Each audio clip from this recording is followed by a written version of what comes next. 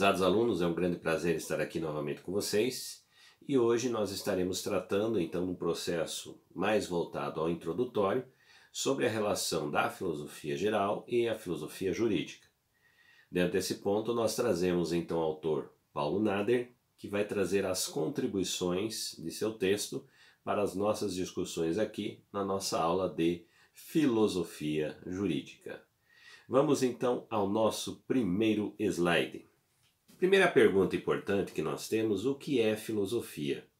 Ela vai trazer diversas definições, mas todas elas vão estar pautadas dentro de um princípio básico. Filósofo é aquele que ama a sabedoria, tem amizade pelo saber, deseja o saber. O que nós estamos tratando aqui? Filosofia, ela é praticada pelo filósofo. Assim, essa relação nos traz então esse componente importante que dentro dessa relação com o saber, produz-se o saber através do processo de filosofar, ou seja, produzir o conhecimento. Essa composição nos traz a primeira característica, ou seja, quem é então esse personagem importante dentro desse cenário da filosofia? O filósofo, aquele que produz o saber através dos questionamentos. Vamos adiante. No nascimento da filosofia, nós temos aí a referência de Pitágoras, filósofo grego do século V a.C.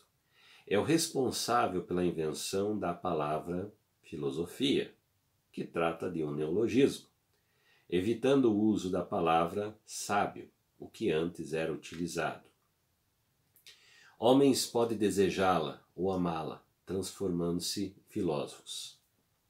O que nós tratamos nesse processo? Que é a produção desse saber que vai trazer então essa relação da existência do filósofo. Então, produzir o conhecimento.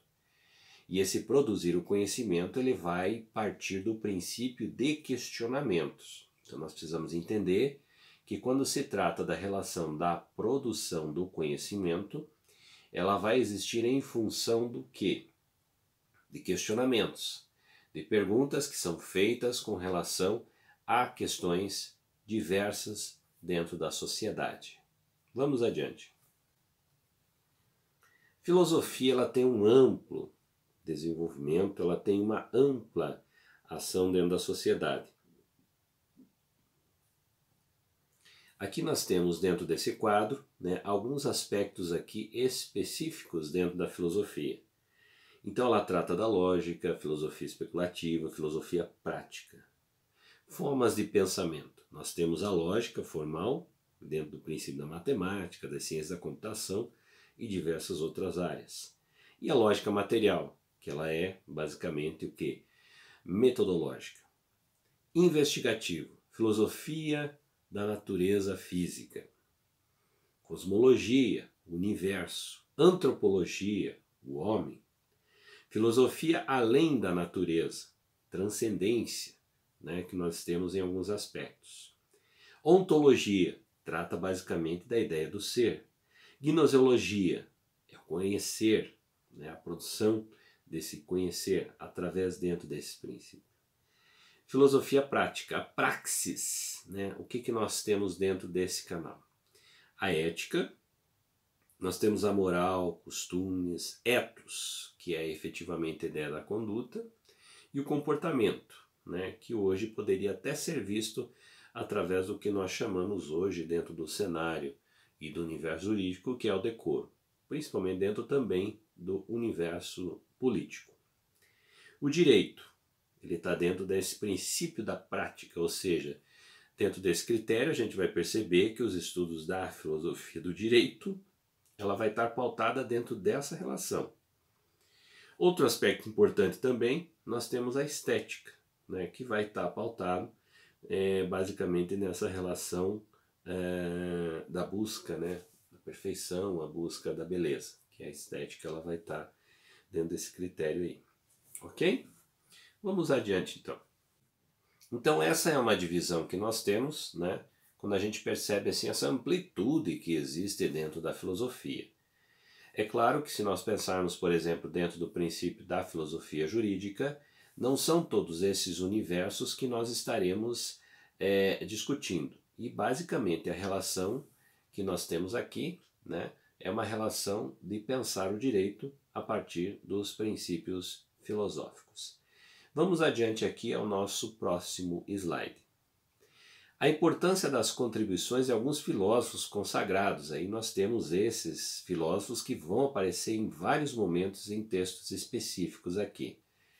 Então, da antiguidade, nós temos aqui Platão, Aristóteles, ou até mesmo Sócrates, não está citado, mas ele também tem diversas contribuições. Na Idade Média, nós temos Tomás de Aquino, que vai dar uma grande contribuição, né, diante das discussões relacionadas à filosofia do direito. Na Idade Moderna nós temos Kant, Hegel, né? Na contemporaneidade nós podemos citar Auguste Comte, Leon Duguit, né? E alguns desses teóricos aqui, eles vão, em outras palavras, dar essas contribuições, essas discussões, esse aprofundamento do pensar, então, da ideia do direito, né? E a partir da crítica relacionada ao direito, você vai perceber então que vai existir o quê? Questionamentos. E esses questionamentos nos vão trazer a possibilidade de discutir diversas questões dentro do direito, dentro dessa área do direito, né? Vamos adiante ao nosso próximo slide. Aqui tratamos basicamente, né, da divisão histórica da filosofia. Período pré-socrático, nós tratamos então aí do século 7 ao século 5 a.C., que é o chamado cosmológico, né, período de investigação do surgimento do cosmos, né? Então, dentro dessa característica, você já percebe basicamente como ele se comporta. Nós temos o período socrático, que é o século 4 a.C., caracterizado por ser antropológico, né?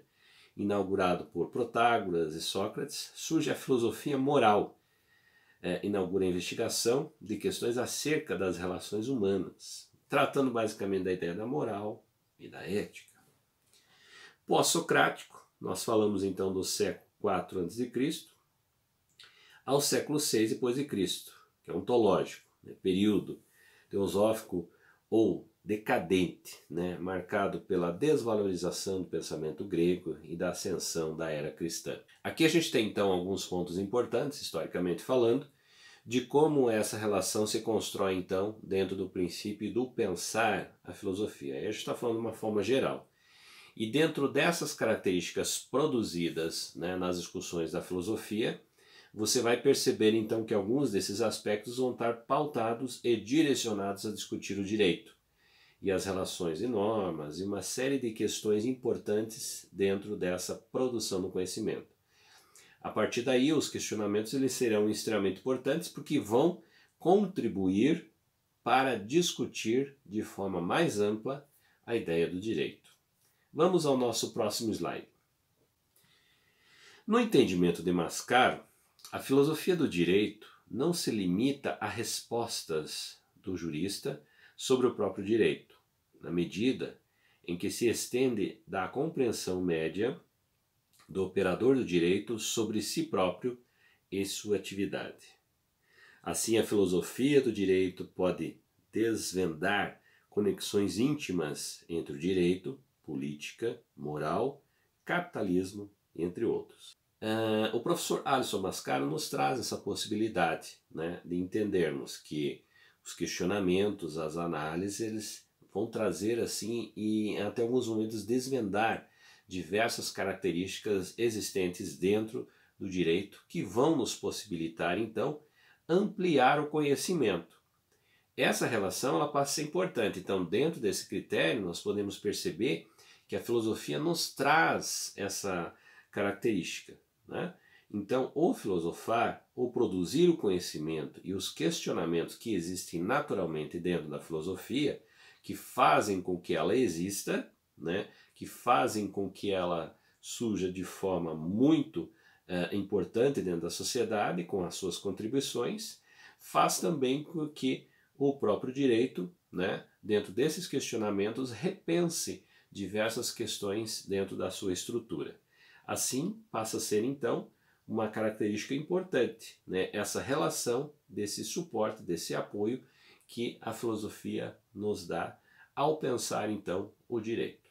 Vamos adiante. O papel da filosofia do direito é contribuir com a formação holística, humanística e capaz de levar a uma leitura reflexiva do fenômeno jurídico. Teria, portanto, a função de instigar o profissional do direito a uma visão mais completa e complexa do fenômeno jurídico, que supere a visão meramente técnica e praxista, levaria o estudioso a perguntar o porquê do direito. Dentro dessa relação, nós podemos perceber então que uma das características importantes da filosofia do direito, né, ela é trazer, né, diversos questionamentos novos dentro da área do direito. Ele vem a contribuir, ele não vem a modificar, ele não vem interferir dentro do processo jurídico. Ele contribui ao pensar o direito, trazendo novas perspectivas até então não vistas.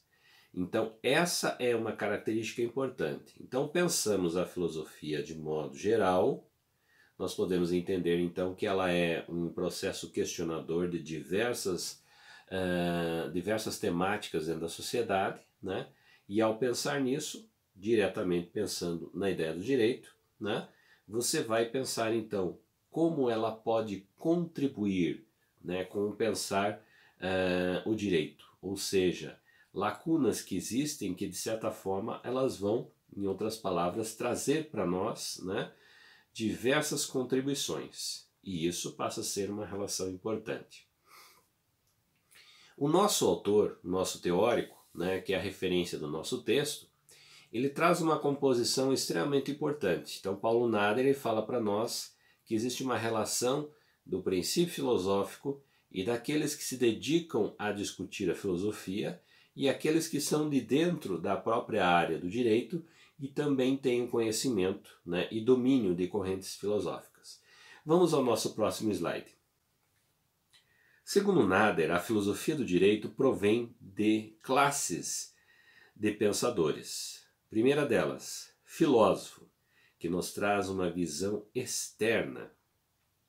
Jurista, nos traz uma visão interna.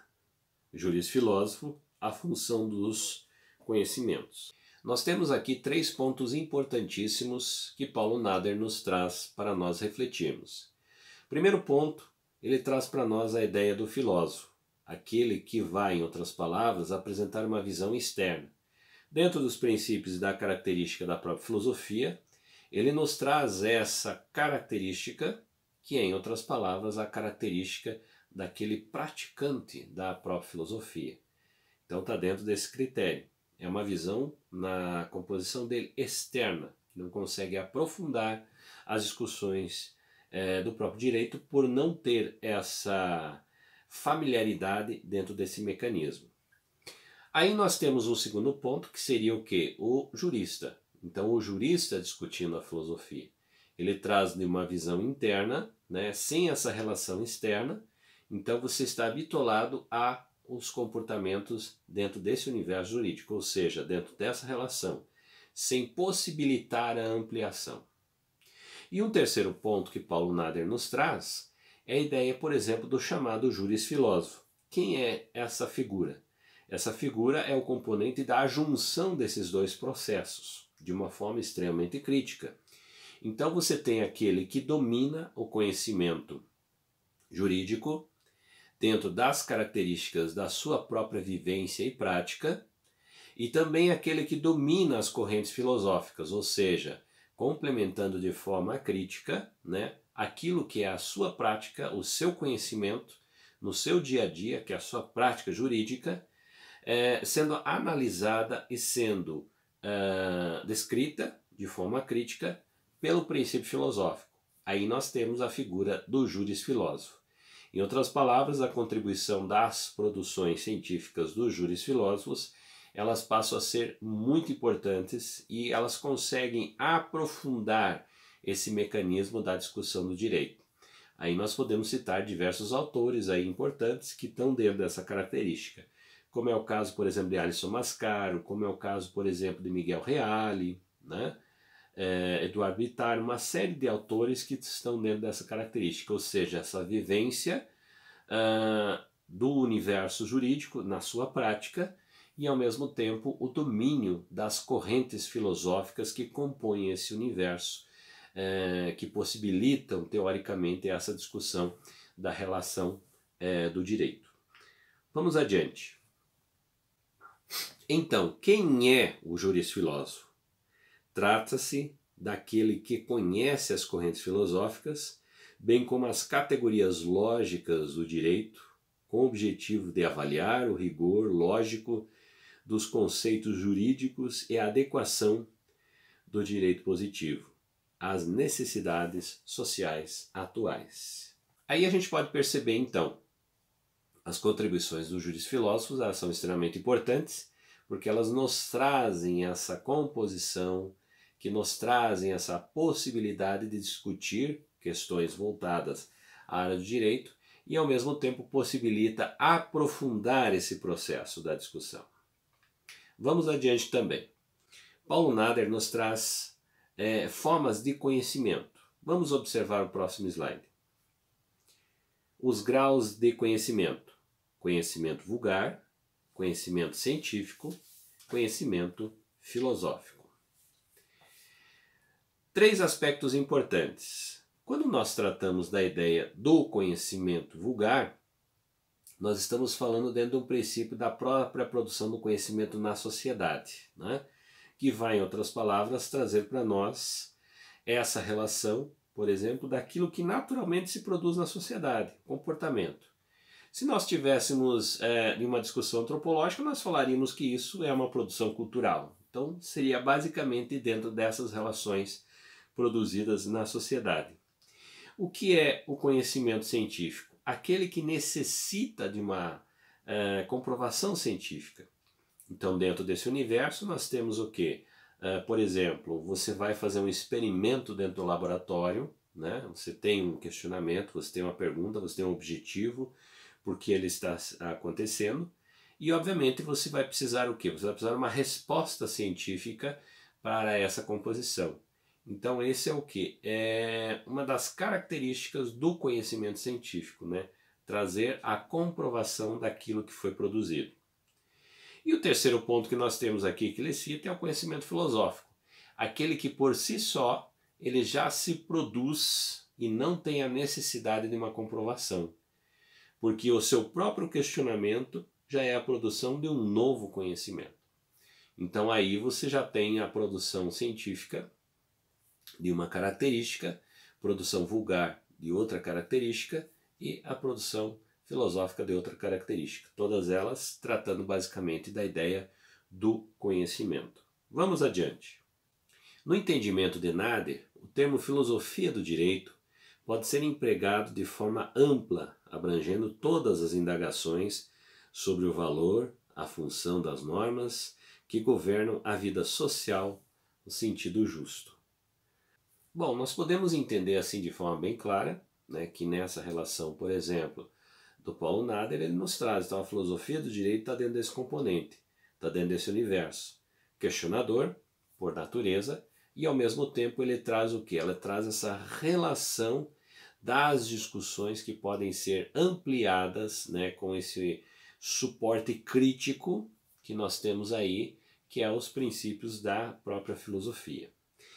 Eu diria para vocês que dentro desse critério é importante nós pensarmos então de forma geral, né, que a relação, por exemplo, da filosofia, ela nos traz esse suporte crítico para nós pensarmos então o direito.